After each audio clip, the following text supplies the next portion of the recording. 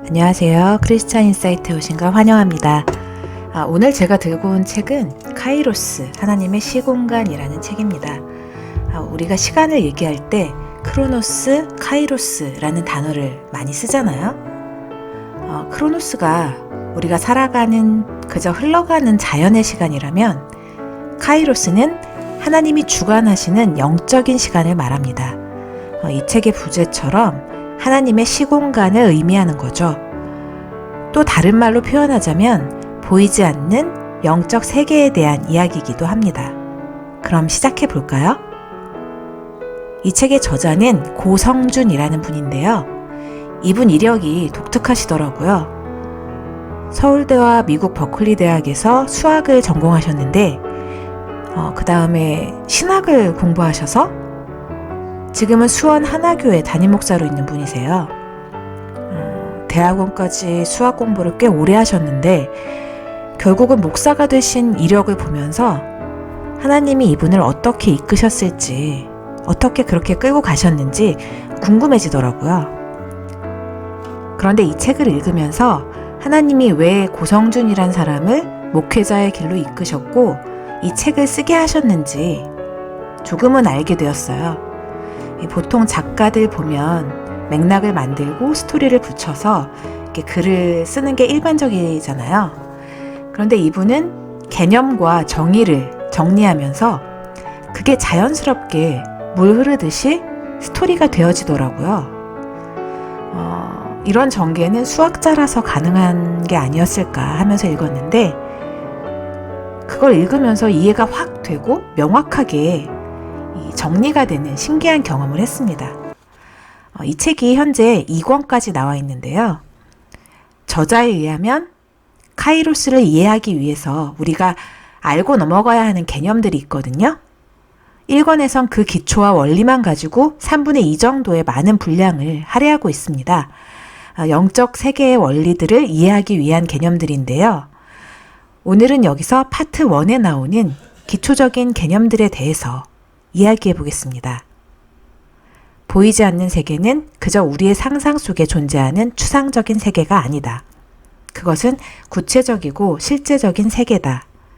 기독교 신앙은 이 세계를 믿는 것에서 시작된다. 이렇게 말하면서 작가는 두 세계에 대해서 보이는 세계와 보이지 않는 세계, 영원한 것과 유한한 것, 본체와 그림자의 개념으로 설명을 해줍니다.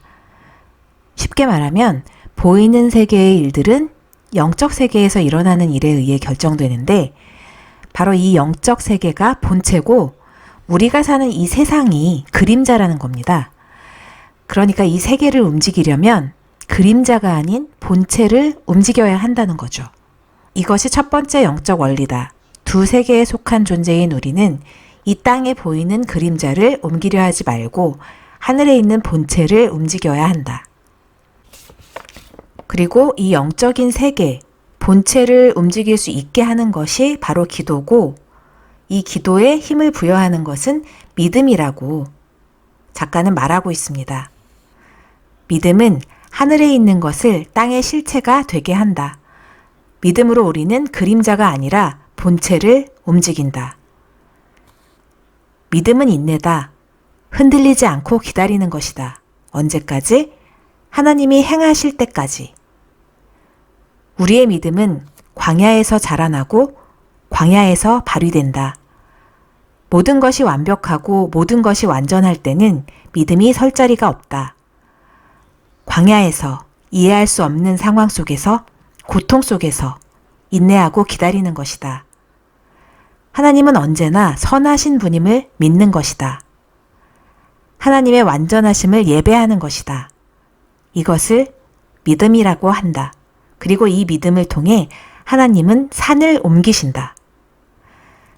작가는 이렇게 영적 세계와 우리가 사는 보이는 세계에 대해 개념을 정리해 주면서 인간이 어떤 존재인가를 심도 있게 다루고 있는데요. 인간이 동물들과 다른 것은 영적 세계와 소통할 수 있는 거라고 말하고 있어요. 인간은 우리가 다 알고 있다시피 흙으로 지음받은 육, 지정의를 가지고 있는 혼. 지정의라는 거는 이성과 감정, 의지를 가지고 있다는 얘기죠. 그리고 오감으로 지각되지 않는 영적 세계와 소통하는 기능을 하는 영으로 되어 있다고 설명을 합니다. 그리고 그 영은 그릇과도 같아서 다른 영적인 존재를 인간의 영 안으로 받아들일 수 있다고 하는데요. 인간의 직관이나 양심, 계시, 믿음이라는 개념들로 설명하고 있습니다. 작가는 카이로스를 설명하기 위해서 인간의 영혼육에 대해서 하나님이 어떤 질서를 부여하셨는지 구체적으로 정리해 나갑니다. 중세의 저명한 신학자 토마스 아퀴나스는 타락의 결과를 질서의 파괴라고 했다. 영은 혼을 다스리고 혼은 육을 다스리도록 지음받은 질서가 타락으로 인하여 깨어졌다는 것이다. 타락의 본질은 반역이다. 하나님의 다스림 아래 있어야 할 인간이 질서를 깨고 반역한 것이 타락이다. 이 반역의 결과 인간 안에 있는 모든 질서가 깨어졌다. 육이 혼에 대해, 혼이 영에 대해 반역한다. 이것은 하나님을 거역한 결과다. 타락은 혼과 영의 질서도 깨뜨렸다. 혼은 영의 지배 아래 있도록 창조되었다. 감정도 생각도 의지도 모두 영의 지배를 받아야 한다. 타락하기 전 인간의 영은 하나님의 영과 연합된, 그래서 하나님과 하나된 온전한 영이었다. 타락으로 인해 이 영에 변화가 생겼다. 영의 기능이 망가진 것인지 상실된 것인지 모르겠지만 하여간 영이 이상해졌다. 하나님을 인식하지 못할 뿐 아니라 심지어 악한 영과 하나가 되기도 한다. 작가는 이렇게 영적인 질서의 흐름에 대해 자세히 설명하면서 영적인 사람, 육적인 사람, 혼적인 사람이 어떻게 다른지, 그리고 영이 강하다는 것과 예민한 것이 어떤 차이가 있는지, 또 병든 영과 건강한 영이 어떻게 다른지에 대해서 짚어줍니다. 우리가 자신의 영이 깨끗하고 건강하다고 생각해서 건강한 것이 아니라 오직 그것은 하나님에 대한 믿음과 확신, 질서와 순종, 성령의 열매 맺음으로 판단할 수 있다는 것입니다. 영적인 것과 혼적인 것이 구분되는가? 불안과 두려움 때문에 행동하고 결정하는 것은 혼적인 것이다. 반면 확신 가운데 움직이고 결정하는 것은 영적인 것이다. 짜증과 원망 가운데 결정하는 것이 혼적인 것이라면 감사와 비전 가운데 결정하는 것은 영적인 것이다. 삶의 질서가 있고 절제된 것이 영적인 것이며 삶의 질서가 없고 어지러운 것은 혼적인 것이다. 영이 강한 사람이 되라. 영이 예민한 사람이 아니라 영이 강한 사람, 성령 충만한 사람이 되라. 어렵게 느껴지시진 않죠? 얼핏 우리가 다 아는 개념같이 느껴지기도 하고요. 책을 읽다 보면 저는 좀 수학의 정석을 푸는 것 같은 그런 느낌도 좀 있었어요. 사실 제가 수학 포기자거든요. 그래서 정석을 그렇게까지 잘 풀어보지는 못했지만 그래서 읽는 내내 신선함을 느꼈어요.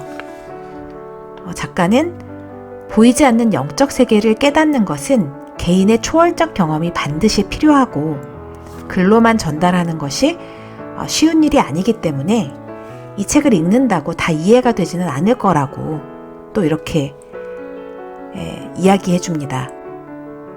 다만 이런 개념들, 영, 혼, 육, 우리가 보이지 않는 세계, 그런 하나님의 질서, 이런 것들이 있다는 거를 기억하고 있다면, 개념들이라도 알고 있었다면 한 달 후, 1년 후, 아니면 10년, 20년 후에라도 언젠가는 이해하게 될 날이 반드시 올 거라고 작가는 말하고 있습니다. 다음 영상에서 파트 2 원리와 파트 3 카이로스와 크로노스의 시공간에 대해서 이어가 보겠습니다. 나의 한 줄로 마무리할게요. 육으로 살면 안 된다. 영으로 살아야 한다. 어떻게? 기도와 말씀으로. 영이 강해지는 비급 같은 것은 없다.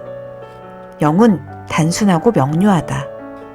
2000년 기독교 역사를 통해 알려진 영을 강하게 하는 길은 기도하고 말씀을 보는 것이다. 영적인 원리를 따라 살며 말씀에 순종하는 것이다. 그것이 이 책의 목적이다. 이 단순한 원리를 실행할 수 있다면 당신의 영은 더욱 강해질 것이다. 파이팅! 지금까지 크리스찬 인사이트였습니다. 감사합니다.